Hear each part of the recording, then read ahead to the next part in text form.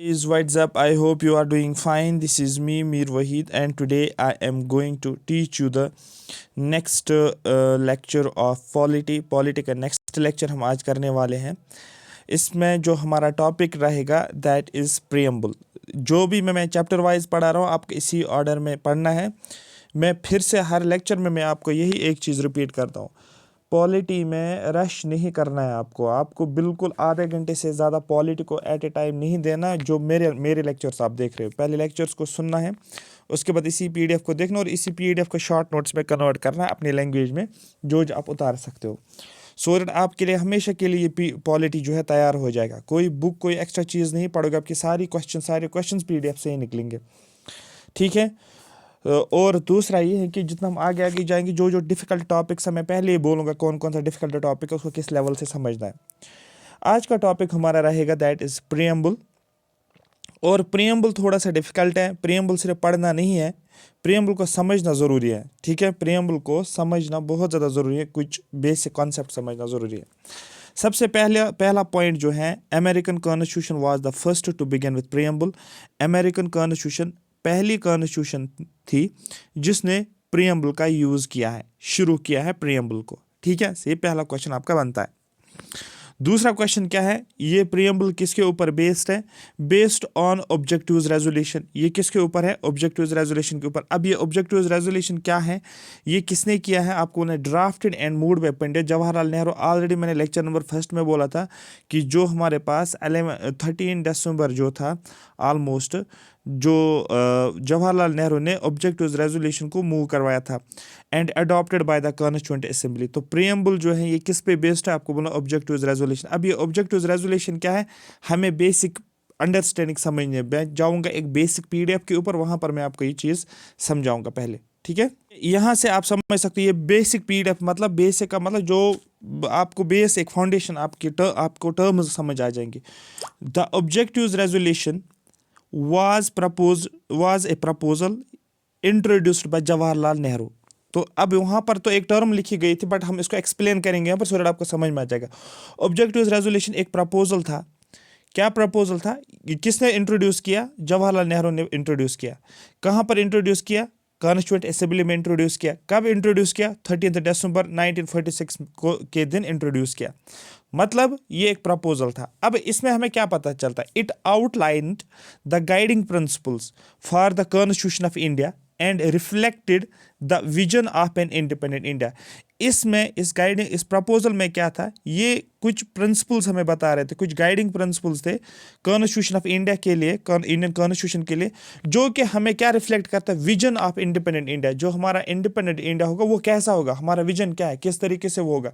Secular होगा, ठीक है, नॉन सेक्युलर हो सकता है, सॉवरिंग होगा या नहीं होगा, जस्टिस होगा या नहीं होगा. मतलब विजन हमारा ये बता रहा है इंडिया, इंडिपेंडेंट इंडिया हमारा कैसा होगा. वो हमें कैसे पता चल रहा है? हम जब इसको देखते हैं, प्रीएम्बल को देखते हैं, यहाँ से हमें रिफ्लेक्ट होता है कि हमारा विजन इंडिपेंडेंट इंडिया का क्या होगा. और इसी को हम ऑब्जेक्टिव्स रेजोल्यूशन के नाम से जानते हैं. अब आपको समझ आया होगा. अब देखो, मैं बिल्कुल इसको बेसिक से आपको लेकर जा रहा हूँ, क्योंकि पॉलिटी को रश करना ये एक ब्लंडर है. ब्लंडर मतलब हो गया कि डायरेक्टली फैक्ट करके जाओगे ना, तो आपका वो पढ़ने के बाद भी आपको लगेगा कि मैंने पॉलिटी नहीं पढ़ा, जब तक आपको एक फाउंडेशन तैयार नहीं होगी. Imagine you are planning to build a building, to build a new school. Suppose आप एक इमेजिन करो, आप एक नया स्कूल बनाना चाहते हो, लेकिन स्कूल बनाने के लिए आपको कंस्ट्रक्शन करनी है. कंस्ट्रक्शन करने से पहले आप क्या ध्यान में रखोगे? बिफोर कंस्ट्रक्शन बिगिंस, कंस्ट्रक्शन शुरू करने से पहले you make a list of principles. आप क्या बनाओगे? लिस्ट बनाओगे प्रिंसिपल्स का. इसी तरीके से जब आपको कॉन्स्टिट्यूशन को बनाना है इंडिपेंडेंट इंडिया के लिए, कॉन्स्टिट्यूशन बनाने से पहले आप क्या करोगे? आप एक लिस्ट बनाओगे ना कि मेरा कॉन्स्टिट्यूशन कैसा होगा. वही जब आप बिल्डिंग बनाते हो, बिल्डिंग बनाने से पहले आप देखोगे ना, मेरा लिस्ट एक बनाओगे ना, मैं इस कंस्ट्रक्शन को कैसे करूंगा. आप क्या दिमाग में रखोगे? The school will be open to all students. जब आप सोचोगे कि मुझे कंस्ट्रक्शन करनी है, और कंस्ट्रक्शन करने के लिए आपने सोचा कि जब मैं स्कूल बनाऊंगा, ये स्कूल कैसा होना चाहिए? सब सारे बच्चों के लिए ओपन होना चाहिए. हिंदू हो, मुस्लिम हो, सिख हो, पुअर हो, रिच हो, जो भी है, बॉयज़ हो, गर्ल्स हो, रिगार्डलेस ऑफ बैकग्राउंड, जिस भी बैकग्राउंड से इंसान हो, सब बच्चों के लिए स्कूल ओपन होगा। तो इसको बोलते हैं इक्वालिटी। ये रिफ्लेक्ट हो जाएगा अभी प्रियम्बल में जब हम आगे पढ़ेंगे। It will provide a safe and supportive environment for learning. ये एक सेफ इन्वायरमेंट आपको स्कूल में देखने को मिलेगा, एक सपोर्टिव इन्वायरमेंट आपको लर्निंग के लिए देखने को मिलेगा। ये आपको जस्टिस प्रोवाइड करता है।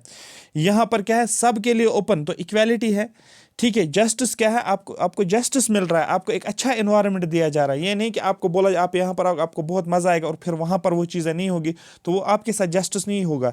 होता है जब आप कहीं पर जाते हो, आपके साथ आप बोलते हो मेरे साथ ये जस्टिस नहीं हो रहा है। तो यहाँ पर भी जब आप स्कूल बनाते हो और स्कूल में आपको सेफ इन्वायरमेंट जब मिल रहा है, तो आपके साथ जस्टिस देखने को मिल रहा है। Teachers and students will have the freedom to express ideas.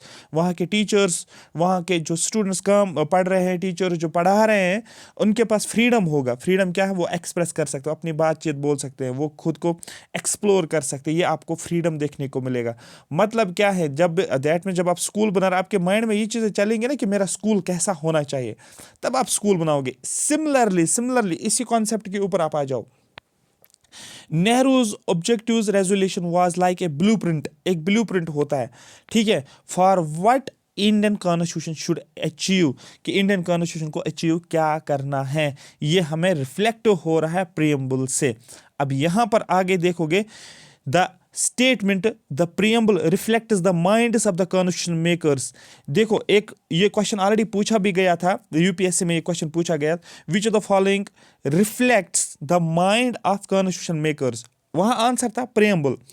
कैसे हम ये बोल सकते हैं, क्योंकि अगर आप यहाँ पर ये स्टेटमेंट और देखोगे, यहाँ पर मैंने क्या बोला था आपको, अगर आप यहाँ पर देखोगे, ये हमें बता रहा है विजन ऑफ इंडिपेंडेंट इंडिया। अब ये विजन ऑफ इंडिपेंडेंट इंडिया, लेकिन ये विजन किन के माइंड में चल रहा है, ये विजन किन का है? आपको बोला जो कॉन्स्टिट्यूशन मेकर, जो कॉन्स्टिट्यूशन बना रहे हैं, उन्होंने तो विजन देखा है ना, उनको ही विजन है ना अपने माइंड में कि हमारा कॉन्स्टिट्यूशन कैसा होना चाहिए।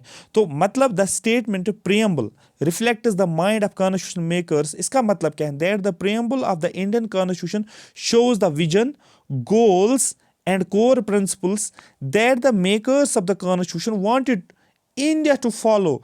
मतलब है इस टर्म का कि प्रियम्बल जो है इंडियन कॉन्स्टिट्यूशन का, ये विजन दिखा रहा है, ये एक गोल दिखा रहा है, और कुछ बेसिक प्रिंसिपल्स, असूल होते हैं, ठीक है, that the makers of the constitution, जो कॉन्स्टिट्यूशन बनाने वाले हैं, जो कॉन्स्टिट्यूएंट असेंबली में काम करे, कॉन्स्टिट्यूशन मेकर्स जिनको बोलते हैं, बी.आर. अम्बेडकर, जवाहरलाल नेहरू जैसे लोग, ठीक है, makers of the constitution wanted India to follow, जो वो चाहते हैं कि इंडिया को ये चीज़ें फॉलो करनी है और हम इस तरीके से कॉन्स्टिट्यूशन को बनाएंगे।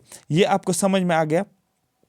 अब आपने ये चीज़ समझा होगा कि हम प्रियम्बल को क्या बोलते हैं, preface of the Indian constitution. ये तो बेसिक टर्म्स हो गए, ये तो सबको याद है, लेकिन आपको लॉन्ग टर्म में रिटेन माइंड में करना। रिटेन मतलब होगा याद रखना इस चीज़ को माइंड में। वो आप कैसे करोगे, वो तभी पॉसिबल है जब आप बेसिक अंडरस्टैंडिंग, इसको मैं कोशिश कर रहा हूँ बहुत ज़्यादा बेसिक एग्जाम्पल से समझाने की। Imagine you are writing a book. आप इमेजिन करो आप एक बुक लिख रहे हो, सोचो, आप रखो अपनी सिचुएशन सामने कि आप एक बुक लिख रहे हो। Before the chapter begins, chapter शुरू होने से पहले, यू राइट ए प्रीफेस, आप एक प्रीफेस कंटेंट लिखते हो ना, प्रीफेस लिखते हो ना। अगर आप कोई भी बुक खोलो, आप देख लेना, कंटेंट लिखने से पहले प्रीफेस होता है बुक में, that explains why you wrote the book, और जिससे हमें ये पता चलता आपने ये बुक क्यों लिखी थी, इट्स पर्पस, क्या इसका पर्पस है, and what readers can expect, और रीडर क्या कर रहा है एक्सपेक्ट इस बुक को लेने से। फॉर एग्जाम्पल, मुझे अगर कोई बुक लेने में क्या एक्सपेक्ट करता हूँ, मुझे इस बुक से क्या मिलना चाहिए, वो मुझे क्या पता चलेगा, वो जब प्रीफेस पढ़ूंगा मुझे पता चलेगा ये जो है एंटरप्रेन्योरशिप के रिगार्डिंग है, ये मुझे जो है स्किल्स के रिगार्डिंग है, ये जो मुझे पॉलिटी समझा रहा है, ये जो मुझे हिस्ट्री समझ में नहीं आ रही है, तो उस रिगार्डिंग आपने बुक लिया मुझे, ठीक है, तो आप एक प्रीफेस पढ़ रहे हो। Similarly the preamble explains the purpose and the ideals of the constitution. ये भी हमें प्रियम्बल जो होता है ये पर्पस एक्सप्लेन करता है, जो कॉन्स्टिट्यूशन का पर्पस है वो प्रियम्बल से हमें पता चलता है, और आइडियल जस्टिस वेस्टिस वो हम आगे देखेंगे, ठीक है। क्लियर हो गया, क्लियर हो गया। ये उस पीडीएफ में उतना ही है जितना मैंने आपको बताया था, बट ये बेसिक एक पीडीएफ जिससे आप वो पीडीएफ पूरी याद हो जाएगी वो वाली। तो मेरा हमेशा ये रहता है, जब भी कोई टफ टॉपिक होता है ना, उसको आपको याद नहीं करना, आप बाय हार्ट याद करोगे नहीं, जब तक आपका बेसिक फाउंडेशन नहीं होगा तब तक आपका पढ़ाई को कोई फायदा नहीं है, जब तक आपकी बेसिक फाउंडेशन नहीं होगी। ये हमेशा याद रखो। एग्जाम्पल्स फ्रॉम प्रियम्बल हम ले लेते हैं। The preamble says we the people of India. देखो, जब हम प्रियम्बल पढ़ते हैं ना, वहां पर पहली टर्म जो है स्टार्ट जो हो रहा है, that means we the people of India लिखा हुआ है, dash dash dash, solemnly resolve socialist secular, sovereign socialist secular, ठीक है, तो ये लंबा है, बट यहाँ पर हम we the people of India को ही लेना है। इसका मतलब क्या है? This means that constitution derives its power from the citizens. इसका मतलब है कॉन्स्टिट्यूशन जो है ये पावर कहाँ से ले रहा है? लोगों से, सिटीजंस ऑफ इंडिया से ले रहा है। अरे बात समझ, ना कि पार्लियामेंट से ले रहा है। आपको बोलना है कि कॉन्स्टिट्यूशन ऑफ इंडिया पावर कहाँ से डिराइव कर रहा है, बोलना है from the citizens of India, मतलब we the people of India. Showing that India is a democracy, मतलब ये क्या दिखा रहा है कि इंडिया एक डेमोक्रेसी है, where people have the ultimate authority, ultimate authority जो है इंडियन कॉन्स्टिट्यूशन के अंदर वो लोगों के पास है, वो लोग हैं इंडिया के। अरे बात समझ, ये समझ में आ गया ये टर्म। अब देखो यहाँ पर अच्छा, ये मैंने ऑलरेडी इसको, ये डबल हो गया, ठीक है। अब एक और टर्म आप देखोगे जब आप हम पीडीएफ पढ़ेंगे अभी, वहां पर एक और टर्म देखोगे, India is neither A dependency nor a dominion of any other nation. आप अभी ये टर्म मैं पहले ही आपको बता रहा हूं, एक ऐसी टर्म आपको मिलेगी, हम बोलते हैं India is neither A dependency nor a dominion of any other nation. ये जनरली सॉवरिंग कॉन्सेप्ट जो है, सॉवरेन कॉन्सेप्ट जो है उसको बता रहा है कि इंडिया इज ए सॉवरिंग कंट्री, ठीक है। अरे बात समझ। अब इसका मतलब क्या है? इसका मतलब है India is neither A dependency, ना ये किसी के ऊपर डिपेंड है, nor a dominion of any other nation. अब ये डोमिनियन क्या है? इससे पहले भी 5-6 लेक्चर से पहले भी मैंने डोमिनियन यूज किया है, लेकिन मुझे पता था मुझे इसको एक्सप्लेन कहाँ पर करना था, मुझे एक्सप्लेन करना उसको एक्चुअली प्रियम्बल में, क्योंकि प्रियम्बल में अगर सारी टर्म्स आपको समझ में आ गई ना, आपका ईजी आगे जो है बहुत हम तेजी से चल सकते हैं। Means that India is completely independent. इस टर्म का मतलब है इंडिया कंप्लीटली इंडिपेंडेंट है एंड ए सॉवरेन कंट्री। मतलब क्या है? फ्री फ्रॉम द कंट्रोल, किसी का कंट्रोल इंडिया के ऊपर नहीं है, और influence of any foreign power, कोई फॉरेन कंट्री ऐसी नहीं है कि जो इंडिया के ऊपर कंट्रोल कर रहा है, ठीक है। जैसे कि इंडिपेंडेंस से पहले इंडिया को कंट्रोल कौन कर रहा था? ब्रिटिशर्स। लेकिन जब हम इंडिपेंडेंट हो गए, हम बोलते हैं कि इंडिया एक इंडिपेंडेंट एंड सॉवरेन कंट्री है, कोई एक्सटर्नल इन्फ्लुएंस हमारे ऊपर नहीं है। हम जो डिसीजंस ले रहे हैं, हम खुद वो डिसीजंस ले रहे हैं, कोई एक्सटर्नल प्रेशर, कोई इंटरनल प्रेशर देखने को नहीं मिल रहा है। It governs itself without interference from any other nation. हम जो है अपनी गवर्नेंस कर रहे हैं, ठीक है। कैसे कर रहे हैं? कोई एक्सटर्नल इंटरफेरेंस हमें देखने को नहीं मिल रहा है। अब एक एक करके समझो। डिपेंडेंसी, एक कंट्री रूल्ड और controlled by any other nation, इसको हम क्या बोलते हैं? डिपेंडेंसी। मतलब आप किसी के ऊपर डिपेंड हो, ठीक है, मतलब आपके ऊपर और कोई आपको चला रहा है, आप ऐसे समझो तक। एक कंट्री रूल्ड और controlled by any other nation, ठीक है। एक कंट्री है जिसको रूल करता है और कंट्रोल करता है दूसरी कोई नेशन, जैसे कि बिफोर इंडिपेंडेंस ब्रिटिशर्स यहाँ पर थे, ये हो गया, तो इसको डिपेंडेंस बोलते हैं। डोमिनियन का मतलब क्या है? A semi independent country, independent है लेकिन फुली इंडिपेंडेंट नहीं है, जिसको हम सेमी इंडिपेंडेंट बोलते हैं। Country still under symbolic authority, under still एक अथॉरिटी के अंडर ये है दूसरी नेशन। जैसे कि अगर आप देखो कॉमनवेल्थ ऑफ नेशंस, ठीक है, for example British Commonwealth dominance like Canadian, Canada जो था ये एक क्या था? ब्रिटिश कॉमनवेल्थ डोमिनियन इसको बोला जाता था। मतलब ये तो इंडिपेंडेंट था बट फुली इंडिपेंडेंट हम इसको नहीं बोल सकते, उसको बोलते हैं हम डोमिनियन। अब यहाँ पर डिपेंडेंस भी समझ आ गया, डोमिनियन भी समझ में आ गया। अब जरा यहाँ पर वापस आ जाओ, मैंने क्या लिखा है यहाँ पर? India is neither A dependency nor a dominion of any other nation. Clear हो गया? अब ये टर्म क्लियर हो गया, इसी को हम सॉवरेन के नाम से जानते हैं। जैसे कि अब इसको बेसिक एग्जांपल से आपको समझना है।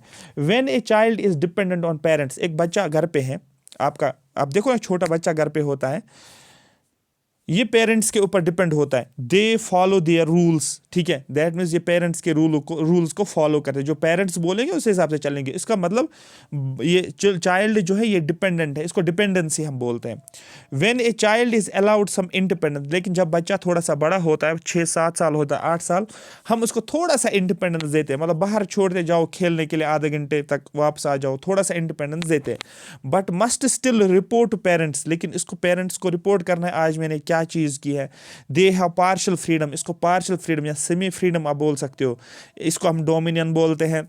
Next, when the child becomes fully independent, लेकिन जब ये क्लास 12th पास करता है फिर ये कॉलेज जाता है तो ये फुली इंडिपेंडेंट हो जाता है। And makes their own decisions, अब ये अपने डिसीजंस लेता है। दे आर फ्री इन मतलब ये क्या है, ये फ्री है, मतलब ये रिप्रेजेंट क्या करते हैं, इंडिया अब सॉवरिंग है। मेरी बात समझ आ रही है? तीनों कॉन्सेप्ट्स क्लियर हो गए।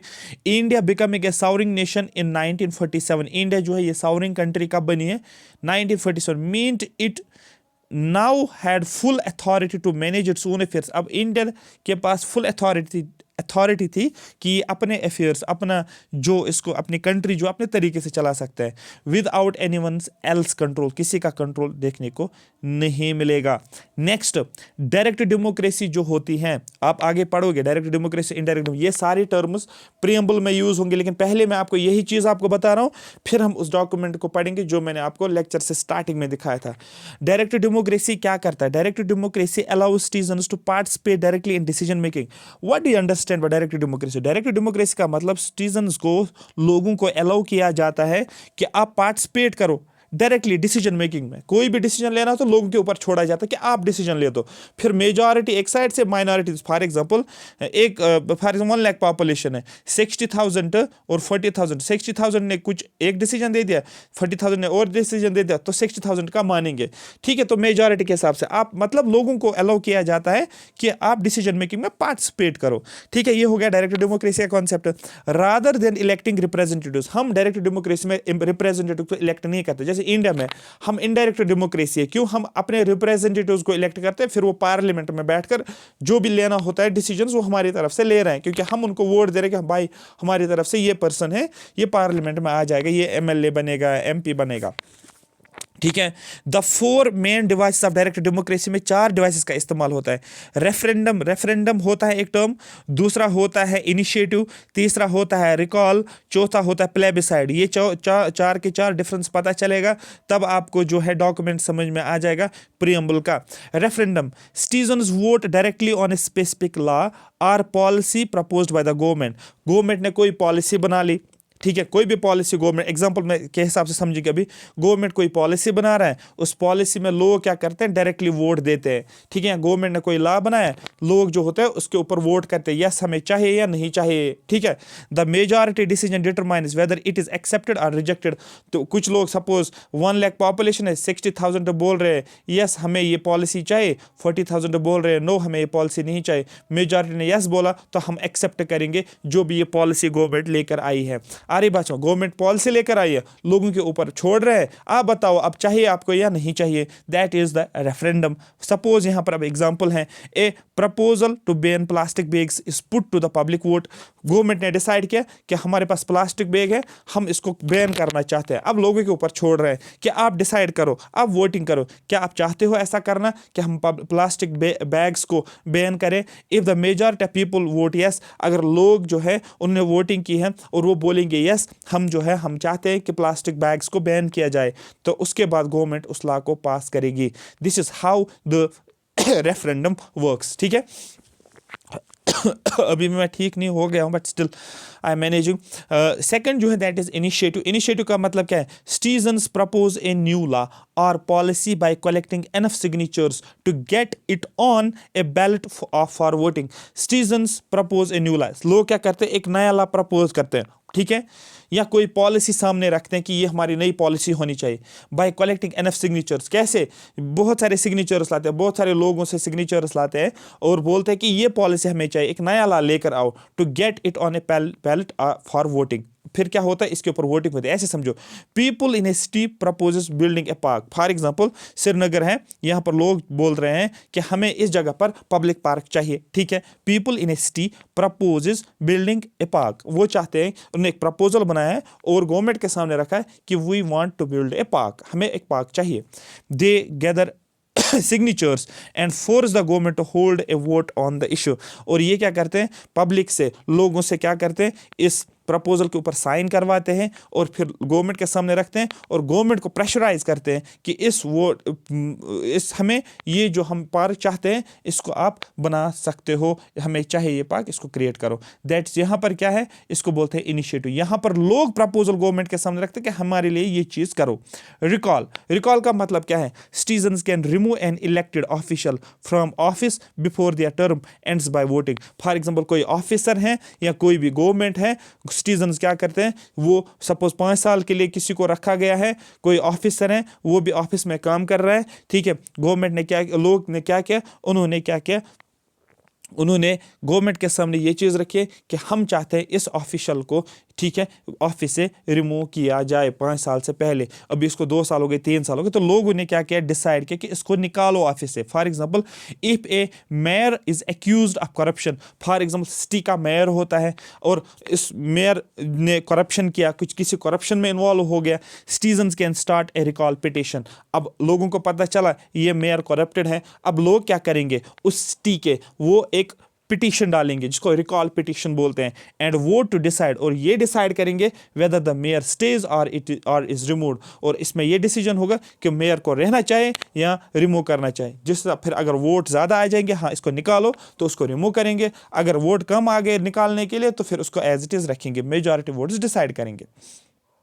प्लेबिसाइड, याद करो जब हम पढ़ते हैं इंडिपेंडेंट इंडिया, हम पढ़ते हैं that means from revolt of 1857 से लेकर आगे आगे जाते हैं, और फिर हम Gandhian period, moderate phase, extremist phase, Gandhian phase, फिर हम राजा गोपाल आचार्य के फार्मूला पढ़ते हैं।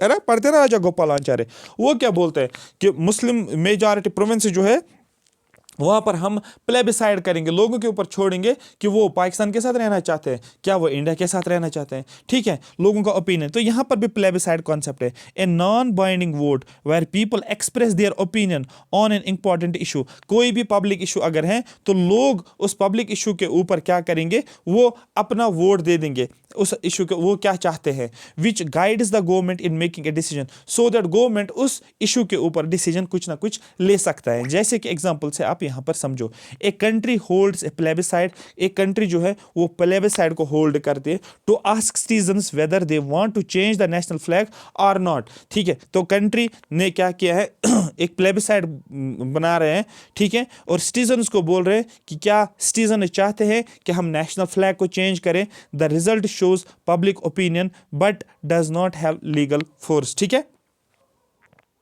ठीक है। तो यहां पर क्या दिखाया जाता है, पब्लिक ओपिनियन के ऊपर छोड़ा जाता है और इसका कोई भी लीगल फोर्स देखने को नहीं मिल रहा, बस सिर्फ लोगों से राय पूछी जाती है कि हम एक प्लेबिसाइड बना रहे हैं, होल्ड कर रहे हैं, और आपको बोलना है जो हमारे पास नेशनल फ्लैग है हम इसको चेंज करना चाहते हैं, आपकी क्या राय, आपका क्या पॉइंट ऑफ व्यू है। आ रही बात समझ, क्लियर हो गया, ये समझ में आ गया।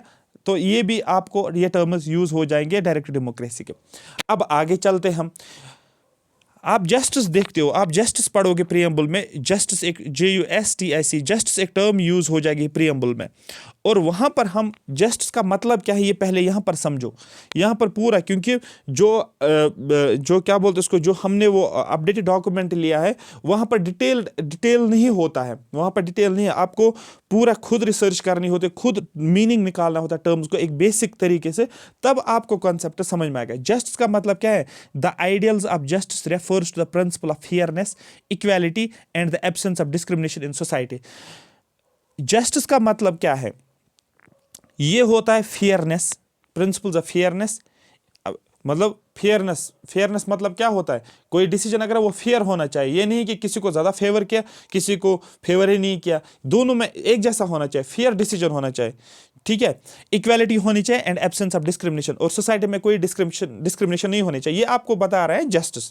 बट अभी आगे और समझोगे, the constitution of India ensure social, economic and political justice. लेकिन जब आप इंडियन कॉन्स्टिट्यूशन में जाते हो वहाँ पर आपको सोशल जस्टिस भी मिलेगा, वहाँ पर आपको इकोनॉमिक जस्टिस भी मिलेगा, वहाँ पर आपको पॉलिटिकल जस्टिस भी मिलेगा, सारे सिटीजन्स के लिए, क्यों ऐसा होता है? To create a balance and harmonious society, so that एक बैलेंस्ड सोसाइटी और एक हार्मोनियस सोसाइटी हमें देखने को मिलेगा। अभी तक आपको पूरा समझ नहीं आया होगा, बट माइंड में आया होगा। फेयरनेस की बात कर रहा है, डिस्क्रिमिनेशन नहीं होना चाहिए इसकी बात कर रहा है, एक बैलेंस होना चाहिए सोसाइटी, हार्मोनी होनी चाहिए सोसाइटी में, ये आपको एक आइडिया आया। अब आगे देखो, आगे हम और समझेंगे।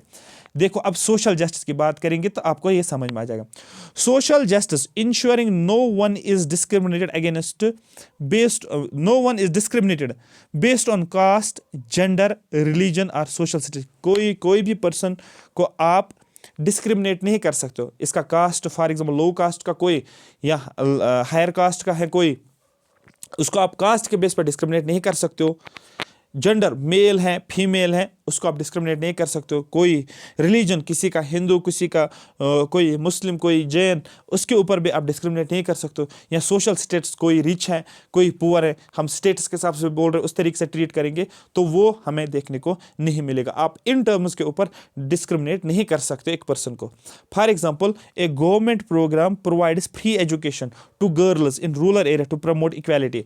अब देखो यहाँ पर गवर्नमेंट ने एक प्रोग्राम प्रोवाइड किया है, फ्री एजुकेशन गर्ल्स के लिए रूरल एरिया के अंदर, सो दैट इक्वालिटी प्रमोट कर सके। क्योंकि गर्ल्स को हम एजुकेशन में लाना चाहते हैं, ज़्यादा से ज़्यादा गर्ल्स एजुकेशन में आ जाए, क्योंकि बॉयज़ एजुकेशन में है बट गर्ल्स को ज़्यादा से ज़्यादा गर्ल्स का एजुकेशन, सो दैट एक हम क्या बोलते हैं सोसाइटी में जस्टिस हो, इसको बोलते हैं सोशल जस्टिस। और एजुकेशन के टर्म्स में अगर देखा जाएगा ये सोशल डेवलपमेंट हमें देखने को मिलते हैं, तो सोशल जस्टिस आपको देखने को मिलेगा। इकोनॉमिक जस्टिस का मतलब क्या है? Ensuring fair distribution of wealth and opportunity so that no one is extremely rich और पुअर। मतलब जो भी वेल्थ है उसको हमें इक्वल डिस्ट्रीब्यूशन करना पड़ेगा, ठीक है। और अपॉर्चुनिटीज हर एक को दी जाएगी। ये नहीं कि जो रिच है वो बहुत ज़्यादा रिच हो जाएगा, जो पुअर है वो बहुत ज़्यादा पुअर रहेगा, ऐसा हम नहीं करना चाहते। इसको बोलते हैं इकोनॉमिक जस्टिस। मतलब हर एक को एक इक्वल अपॉर्चुनिटी दी जाए, एक wealth, equal distribution of wealth हमें देखने को मिलेगा। Laws guaranteeing minimum wages for worker, जैसे कि हम ऐसे लॉज बनाते हैं जहां पर हम वर्कर्स को मिनिमम वेजेस दे रहे हैं to protect them from exploitation. ये नहीं कि वो बेचारे काम करने के लिए जा रहे हैं और हम उनको पैसे ही नहीं दे रहे हैं, उसको बोलते हैं हम एक्सप्लॉयटेशन। तो हमें उनको वेजेस देने हैं जिस हिसाब से वो काम कर रहे हैं। तो दैट मीन्स ये क्या डिफाइन करता है? उनकी इकोनॉमिक जस्टिस की बात कर रहे हैं, ठीक है। ये नहीं कि आप किसी को लेकर जाओगे घर पे, काम के लिए लाओगे, दिन भर उसने काम किया और आप उसको 100 रुपये दे दोगे, और उसने जिस हिसाब से उसने काम किया है वो मार्केट रेट जो है एक लेबर को या एक वर्कर को वो है दिन में आज 700 रुपये और आपको 300 रुपये दे रहे हो, तो वो जस्टिस नहीं होता। तो आपको इकोनॉमिक जस्टिस को भी माइंड में रखना है। फिर पॉलिटिकल जस्टिस का मतलब क्या है? Ensure everyone has equal right to participate in political process like voting, contesting elections. जैसे बोला जाता है हर एक जो भी इंडिया के अंदर सिटीजन्स हैं, हर एक को इक्वल राइट्स मिलने चाहिए, वो पार्टिसिपेट करे पॉलिटिकल प्रोसेस में। आपको वोट देना आपको राइट है, आपको इलेक्शन कंटेस्ट कर, आप इलेक्शंस में भी उठ सकते हो, आपको कोई रोक नहीं सकता है, ठीक है। रिगार्डलेस आप कहाँ रहते हो, आप किस डिस्ट्रिक्ट में रहते हो, किस विलेज में रहते हो, वो विलेज कितना ग्रो कर रहा है नहीं कर रहा है, आपके पास राइट है वोटिंग का, आप इलेक्शंस भी कंटेस्ट कर सकते हो। Any citizen regardless of their background, poor है रिच है, कैन स्टैंड, पुअर है रिच है, गर्ल है बॉय है, जो भी है, ठीक है, can stand for elections and vote in India. और आप वोट कर सकते हो, इलेक्शंस के लिए उठ सकते हो। जैसे आपको मैं एक एग्जांपल से समझाऊंगा। All students regardless of background, जितने भी स्टूडेंट्स स्कूल में होते हैं, कोई भी बैकग्राउंड उनका, बॉय है, गर्ल है, रिच है, पुअर है, मेल है, फीमेल है, आर ट्रीटेड इक्वली, सबको इक्वली ट्रीट किया जाता है। ये social justice. Scholarships are provided to help students from poor families. Scholarship हम प्रोवाइड करते हैं पुअर स्टूडेंट्स को, ठीक है, या पुअर फैमिलीज के स्टूडेंट्स को। इसको बोलते हैं सो दैट हम क्या वो एजुकेशन में पार्टिसिपेट करें, ठीक है। तो जब हम स्कॉलरशिप करते हैं तो हम मॉनेटरी बेनिफिट्स उनको दे रहे हैं, सो दैट वो ज़्यादा से ज़्यादा एजुकेशन में आ जाए। तो इसको इकोनॉमिक जस्टिस बोलते हैं। Every student has a chance to run for class representative. Class representative आप बना ले, जिसको मॉनिटर आप बोलते हो, स्कूल में आप बनाते हो ना, हर साल बनाते हो। तो हर स्टूडेंट को चांस मिलना चाहिए कि वो क्लास रिप्रेजेंटेटिव रहे, ठीक है। फिर हम बोलते थे ना, स्कूल में हमें बोला जाता था किस किस को उठना को उठो, जो चाहता है कि मैं मॉनिटर रहूं। फिर 4-5 बच्चे उठते थे और फिर बाकी वोट्स देते थे। तो दैट मीन्स पहले तो पूछा जाता था ना कि आप लोग कौन कौन सा, आप किसको उठाना चाहते हो, तो बच्चों के ऊपर ही छोड़ा जाता था कि आप डिसाइड करो किसको उठाना चाहते हो। अरे बात समझ ना कि टीचर आएगा तो आप उठो, नहीं वैसे नहीं। दैट मीन्स वो बाकियों को इग्नोर नहीं कर सकते। तो स्टूडेंट्स को ही बोल रहे हैं अपने आप में से किसी को चुनो और फिर वोटिंग करवाओ। तो ये होता है every student has a chance to run class representative. ये हो गया पॉलिटिकल जस्टिस। आई होप मेरी बात आपको समझ आ रही है। बस कुछ टर्म्स हैं ये आपको समझना है। The statement liberty means absence of restrictions on activities of individuals. देखो ये स्टेटमेंट भी आपको देखने को मिलेगा पूरा इसमें प्रेम्बल के अंदर, क्योंकि प्रेम्बल बिल्कुल एक हम उसको तो पढ़ रहे हैं, लेकिन पढ़ना किस तरीके से, जैसे मैं आपको समझा रहा हूँ, जब तक आपको टर्म्स का मीनिंग समझ नहीं आएगा ना, बेसिक अंडरस्टैंडिंग नहीं, तब तक प्रेम्बल आपको समझ नहीं आएगा। बाकी चैप्टर सब इजीली पढ़ सकते हो। फंडामेंटल राइट्स में थोड़ा सा ये ऐसा काम करना पड़ेगा, क्योंकि वहाँ पर भी बहुत सारे ऐसे टर्म्स हैं जो आपको वो पॉलिटिक्स के हिसाब से दिए हैं। पॉलिटिकल टर्म जो पॉलिटिकल लैंग्वेज है कि उसको हमें बेसिक टर्म्स में कन्वर्ट करना है। The statement liberty means absence of restrictions on activities of individuals. Liberty का मतलब है कोई भी रेस्टोरेंट नहीं होना चाहिए। एब्सेंस ऑफ रेस्टोरेंट जिसको बोला जाता है, कोई इंसान कोई भी एक्टिविटी करता है उसके ऊपर कोई भी रुकावट आप बोलो नहीं होनी चाहिए। ठीक है। Means that the people are free to think. वो फ्रीली सोचे, जो उनको मर्जी आ रहा है वो उस चीज़ को सोच सकते हैं, बोल सकते हैं, एक्ट कर सकते हैं and live their lives without unnecessary restriction. और वो अपनी लाइफ जी सकते हैं, कोई भी रिस्ट्रिक्शन उनके ऊपर नहीं होनी चाहिए। अननेसेसरी का मतलब ये है कि आपके ऊपर रिस्ट्रिक्शंस हो सकते हैं लेकिन कुछ कंडीशंस में। तो दैट अननेसेसरी आपको ये नहीं है कि हर सिचुएशन में आपको बोला जाएगा, आपको कुछ बोलना ही नहीं है। ठीक है। As long as they do not harm others और ब्रेक द लॉ। देखो अननेसेसरी का मतलब यहाँ पर आप फ्रीली बोल सकते हो, सोच सकते हो, एक्ट कर सकते हो, अपनी लाइफ जी सकते हो, तब तक वो चीज़ आप कर सकते हो फ्रीली, कि जब तक किसी और को उससे नुकसान नहीं होगा। ठीक है।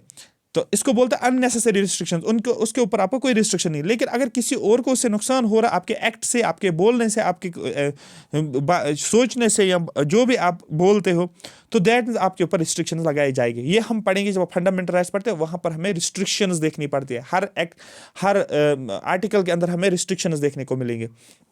Liberty ensures that individual can pursue their goals and express themselves freely. Liberty हमें ये भी बता रहा है कि एक इंडिविजुअल है, एक पर्सन है, वो अपने गोल्स को परस्यू कर सकता है। आपको डॉक्टर बनना है, डॉक्टर बनो, आपको इंजीनियर बनना है, इंजीनियर बनो, पायलट बनना है, पायलट बनो, एंड एक्सप्रेस देमसेल्व्स फ्रीली। और आप फ्रीली एक्सप्रेस खुद को कर सकते हो, ये इसका मतलब है। Liberty does not mean absolute freedom. इसका मतलब ये नहीं कि आपको खुली छूट दी जाएगी।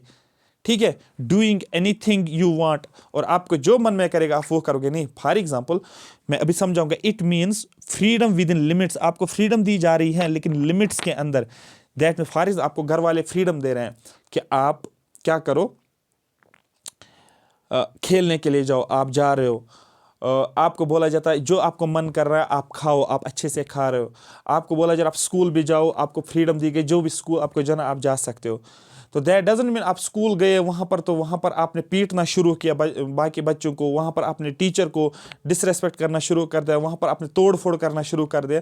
तो दैट मीन्स घर वालों ने तो आपको फ्रीडम तो दी, ये आप खेलने के लिए जा रहे हो, आपको फ्रीडम दी गया, जाओ ग्राउंड में खेलो। ये नहीं कि वहाँ से आकर आपने किसी का सिर फोड़ कर आ गए, तो दैट मीन्स वो होगी, वो उसको बोलते हैं कि आपको ज़्यादा फ्रीडम दी गई। तो घर वाले आपको क्या लगाएंगे, रिस्ट्रिक्शंस लगाएंगे। अब वो बोलेंगे आप उस ग्राउंड में खेलने के लिए नहीं जाओगे, या आप तभी ग्राउंड में जाओगे जब आप वहाँ लड़ाई नहीं करोगे। तो आपके ऊपर लिमिटेशंस लगाई जा रही। यही यहाँ पर भी गवर्नमेंट भी यही करेगा आगे, आप देख लेना। It means freedom within limits that protect the rights of others and maintains order in the society में ऑर्डर भी रहना चाहिए। It balances personal freedom within a common good. Personal freedom होना चाहिए आपको, ठीक है, within a common good. I hope मेरी बात आपको पूरी की पूरी समझ आएगी। अब यहाँ पर हम एग्जाम्पल से समझेंगे तो और समझ में आएगा। फ्रीडम ऑफ स्पीच, जैसे हम बोलते हैं ना फ्रीडम या लिबर्टी, हम बोलते हैं freedom of speech. You are free to express your opinions. आपको जो अब आपका अपना ओपिनियन है आप बोल सकते हो, but can not spread hate speeches that harm others. लेकिन आप अगर आप देखोगे ना, कोई अगर हेट स्पीच दे रहा है उसको अरेस्ट करते हैं, क्योंकि ये कानून के खिलाफ है, अपने लॉ को तोड़ा। क्योंकि हेट स्पीच दे उससे क्या हो जाएगा, हेट स्पीच की वजह से बाकी लोग आपस में लड़ जाएंगे। तो दंगा जिसको बोलते हैं वो आप नहीं कर सकते हो, बट अपना ओपिनियन आप रख सकते हो। फ्रीडम ऑफ मूवमेंट, ठीक है, आप एक जगह से दूसरी जगह आपको जाना, एक स्टेट से दूसरी जगह, ठीक है, एक विलेज से दूसरे विलेज, एक डिस्ट्रिक्ट से दूसरे विलेज, रहने के लिए आप रह भी सकते हो, वहाँ पर जा भी सकते हो, काम भी कर सकते हो, ठीक है। You can travel anywhere in your country, आप कंट्री के अंदर किसी भी जगह ट्रैवल कर सकते हो, no one can stop you, but you can not trespass on private property, लेकिन आप किसी की प्राइवेट प्रॉपर्टी में नहीं जा सकते हो। फॉर आप यहाँ से जा रहे हो, फॉर एग्जाम्पल दिल्ली चले गए, आपने बोला कि मैं दिल्ली में रहूंगा, और किसी की प्राइवेट प्रॉपर्टी में बैठ गए और बोला कि ये अब मेरी है, मैं यहाँ पर बैठूंगा, नहीं, आप प्राइवेट प्रॉपर्टी में नहीं जा सकते हो, ठीक है, विदाउट परमिशन, आपको परमिशन लेना जरूरी है, ठीक है। आपको रूम लेना है, आप वहां पर रहना चाहते हो, आपको रूम लेना पड़ेगा, आपको रूम मालिक ढूंढना पड़ेगा जो आपको रूम देगा, ये नहीं कि आप किसी भी घर में घुस जाओगे और बोलोगे ये मेरा है। फ्रीडम ऑफ प्रोफेशन, आप कोई भी प्रोफेशन चूज कर सकते हो। पहले आप सपोज इंजीनियर थे, आप डॉक्टर बन सकते हो, आप डॉक्टर थे, आप पायलट बन सकते हो, आप पायलट है, आप रिक्शा वाले बन सकते हो, आप रिक्शा वाले जो है, आप और भी कुछ बन सकते हो, आप अपने प्रोफेशन चेंज कर सकते हो, जो मर्जी है आप वो चूज कर सकते हो, आपको एलिजिबिलिटी अगर है तो आप बन सकते हो, ठीक है। You can choose any job और career but it must be lawful, that's no legal activity, कोई भी लीगल एक्टिविटी, इलीगल एक्टिविटी नहीं होनी चाहिए। फॉर एग्जाम्पल आपको डॉक्टर बनना है, आप ये नहीं बोलोगे मैं डॉक्टर बनूंगा, अब मैं कल से क्या करूंगा, डॉक्टर प्रैक्टिस शुरू कर, अरे नहीं भाई, ऐसा नहीं कर सकता। आपके ऊपर एक आपको लीगल तरीके से डॉक्टर रहना, कैसे, आपके पास सर्टिफिकेट पहले होनी चाहिए ना, आपने ट्रेनिंग की है, तभी तो आप प्रैक्टिस कर सकते हो। अरे बात समझ, ठीक है। ये नहीं कि आप चले गए हॉस्पिटल, आप बोलोगे मैं डॉक्टर हूं और किसी का पेट ही काट दिया वहां से, तो आपके पास सर्टिफिकेट्स, आपके पास ट्रेनिंग होनी चाहिए, so that you can choose that profession, ठीक है। ठीक है, यहां पर आप देखो, think of liberty like playing a game, you are free to play the way you like, आप जब खेलते हो ना, आपको अपने मर्जी जैसे आप खेलोगे, but you must follow the rules to ensure the fair play for everyone. लेकिन अगर क्रिकेट खेल रहे हो आप, जितने टाइम आप खेलो, आप खेल सकते हो, जिस तरीके से आप खेलना चाहते हो खेलो, लेकिन कुछ रूल्स को फॉलो करना होगा आपको, ठीक है। रूल्स के हिसाब से ही वो गेम खेली जाएगी, सो दैट फेयर प्ले होगा। आप एम्पायर रखते हो, ठीक है, अगर आप एम्पायर नहीं रखोगे, आप खुद ही डिसीजन ले लोगे, और जो दूसरी टीम है उसको बोलोगे नहीं ये आउट हो गया, ये आउट नहीं हो गया, लेकिन अगर एम्पायर होगा वो रूल्स के हिसाब से चलेगा और फेयर प्ले एक होगा। This ensure your freedom does not infringe on others right. इसका ये मतलब नहीं कि आपका फ्रीडम जो है वो ऐसा होना चाहिए कि जो आपको मन में आएगा वही करोगे, नहीं, फ्रीडम आपका होना चाहिए विद इन लिमिट्स। बाकियों लोगों के राइट्स आप छीन नहीं सकते हो, उनको आप इन्फ्रिंज नहीं कर सकते हो, ठीक है। Equality ensures that all people are treated fairly, equality हमें ये बता रहा है सारे लोगों को फेयरली ट्रीट करना पड़ेगा, and have equal status before the law, सबको सब एक जैसे लॉ के सामने, सबका स्टेटस सेम है। इट एलिमिनेट्स डिस्क्रिमिनेशन, जो भी डिस्क्रिमिनेशन उसको एलिमिनेट किया जाता है, उसको रिमूव किया जाता है, उसको खत्म किया जा रहा है, and promote fairness in the society, ये हमें इक्वालिटी से पता चलता है। However it also allows special provisions for disadvantaged groups like reservation. लेकिन अब आप बोलो कि सर फिर जॉब्स में रिजर्वेशन क्यों दी जा रही है, जैसे आप फॉर्म भरते हो, गर्ल्स के लिए रिजर्वेशन है, एसटी रिजर्वेशन है, एस रिजर्वेशन, क्योंकि वो डिसएडवांटेजेस ग्रुप है, उनको फेयर प्ले देखने को नहीं मिल रहा है, ठीक है, तो उनको इसलिए वो रिजर्वेशन दी जा रही है, सो दैट वो आपके बराबर आ जाए। अरे सॉरी वो आपके बराबर आ जाए। तो आप ये नहीं बोल सकते कोर्ट में जाओगे उनको ये रिजर्वेशन क्यों नहीं मिल रहे, क्योंकि उनको बोलते हैं डिसएडवांटेजेस, फॉर एग्जाम्पल वुमेन्स हो, एसटीज हो, एससीज हो, ओबीसीज हो, बैकवर्ड क्लासेस हो, ठीक है। आई होप मेरी बात आपको पूरी की पूरी समझ आई होगी। अब देखो इक्वल राइट्स, यहाँ पर एक और टर्म है, लास्ट वाली पीडीएफ है ये। इक्वल राइट्स का मतलब क्या, all citizens regardless of gender और religion have the right to vote in elections.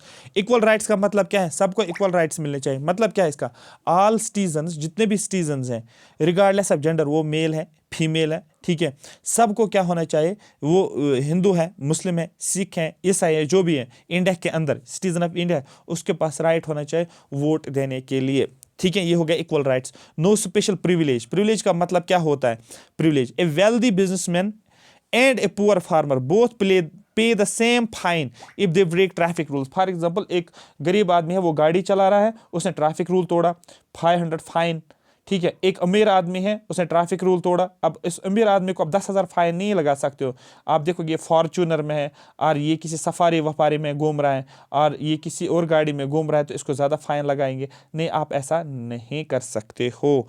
आ रही बात समझ, क्लियर हो गया। तो यहाँ पर कोई स्पेशल प्रिविलेज आप नहीं दे सकते हो, ठीक है।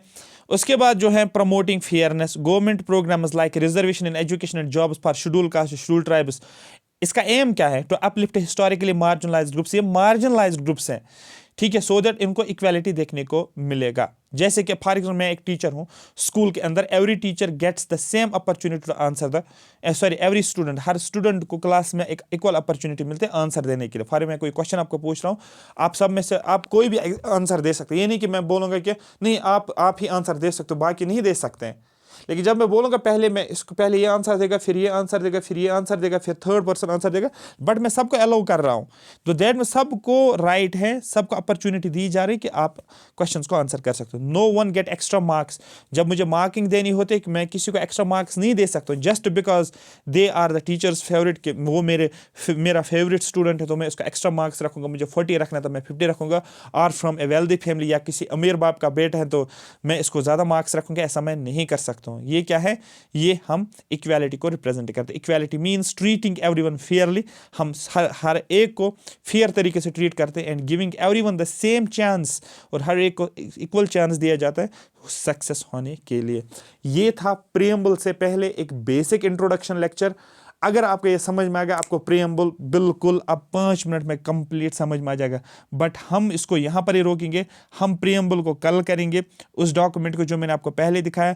इसके पीछे रीज़न है क्योंकि लेक्चर बड़ा हो जाएगा। अगर ये आपको समझ में आ गया, आप ऐसा समझो कि कल आपको जो प्रीएम्बल वाला टॉपिक जो है वो आपको समझ में आ जाएगा, और फैक्ट कौन कौन सा याद रखना है, अब आप इजिली फैक्ट को याद रख सकते हो। Thank you so much for watching me. Comment section में मेंशन किया करो अगर आप लेक्चर देख रहे हो।